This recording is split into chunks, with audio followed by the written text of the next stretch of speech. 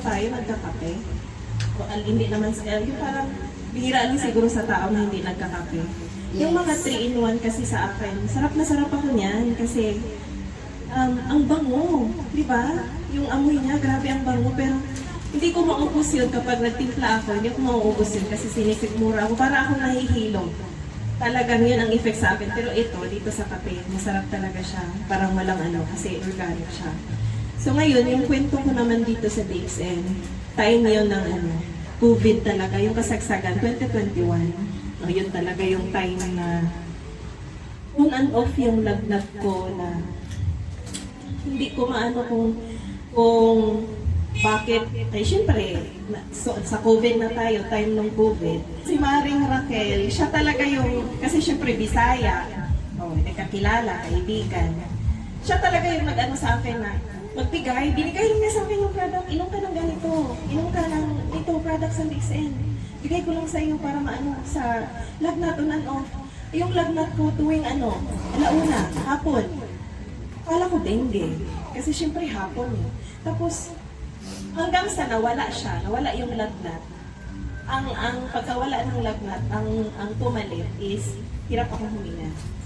Kahit sa CR pupunta liit-liit ng bahay natin, ay hindi na ako makaano niyan. Pag naano na ako sa bawal, yan ako. Kasi yung paghinga ko dito na lang. Noong time na yun, kinabahan ako kasi COVID. So yung symptoms talaga ng COVID, nandun talaga sa akin lahat. So ngayon, yung time na yun, parang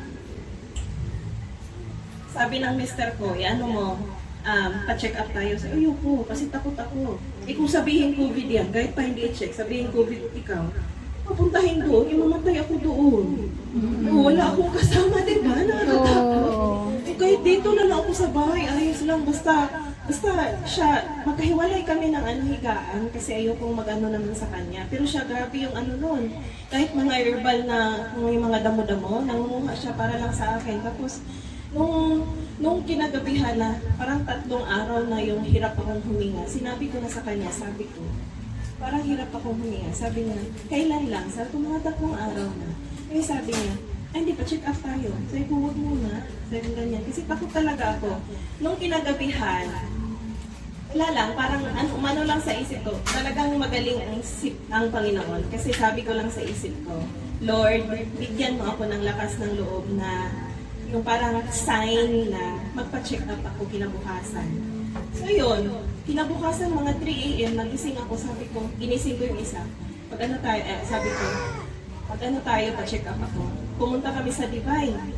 Hindi na ako nag-face mask kasi hindi na ako makahinga talaga.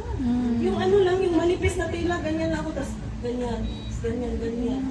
Hindi na ako, kahit sa paglalakad, hirap na hirap ako. Hindi kami tinanggap sa Divine.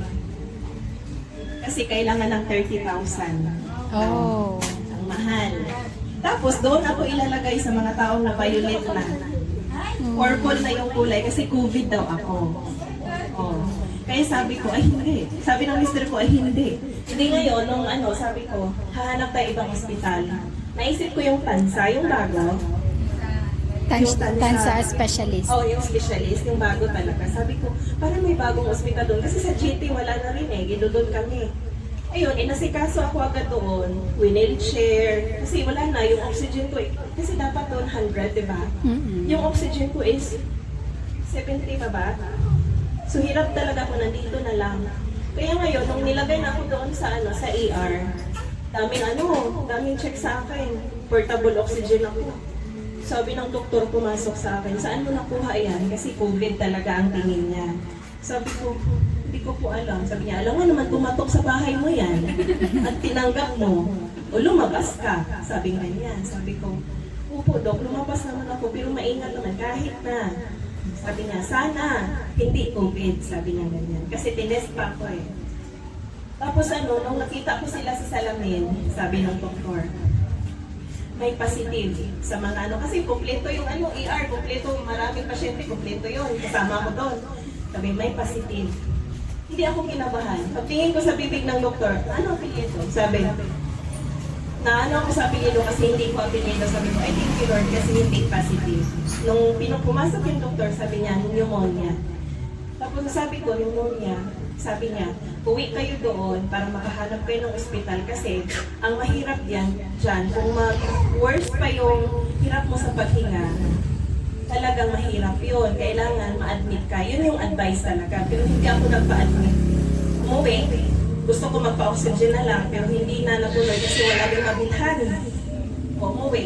Tapos ito, lahat ng product ng DXN, kasama ng reseta ng doktor na 7 days, ano ba yun, antibiotics, tsaka lahat ng product na in-offer ni Mami Karen sa akin, lahat yan binili nung isa kaysa.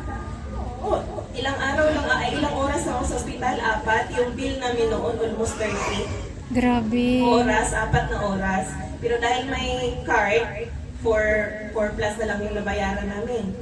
Eh sabi ko, kung magpa-admit ka, magkano gagastusin mo, sobrang mahal. Tapos ano-ano ang ilalagay sa iyo. Sabi ko, subukan ko to. Kasi nasubukan ko na rin yung ibang nila, nung nilagnat ako, okay naman. Sinubukan ko to, sinabay ko sa sa antibiotics. Ano lang, mga 2 weeks, okay na yung pakiramdam ko. Sobrang laking tulong sa akin. Kaya hanggang ngayon, yung minintain ko dito na sa aming dalawang mag-asawa, yung ito at saka yung vitamin C, tsaka yung spirulina, tsaka kape. Yung kape talaga, yung isang kahit steak, isang lang sana yun, yung isang timplas talaga yung niya. Pero sa amin para tipid, hati-hati kami niyan. Para yun lang talaga yung kape namin kasi hindi kami nagkakape ng mga 3-in-1 kasi iba talaga yun. Yun po yung ko sa akin sa DXM. Kaya hanggang ngayon, yan pa rin talaga. Ang dami ko ng yan. Yun po yung kwento ko sa DXM.